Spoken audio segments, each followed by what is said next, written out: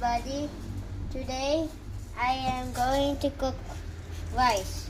First step is to get a cup of rice, cup of spoon, no? Need more. That's enough. 2 cups of that.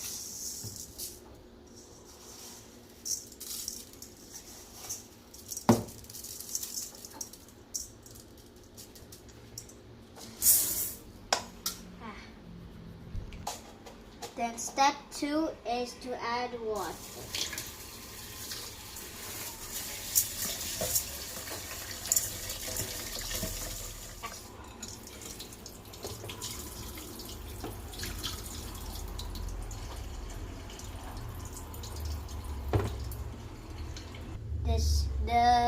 And repeat it.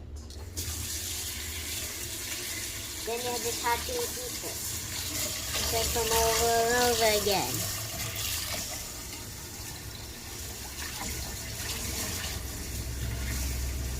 Turn it off. Turn it off. And then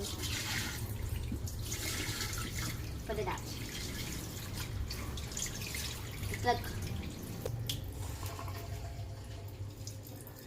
Get a full cup of water 2 times.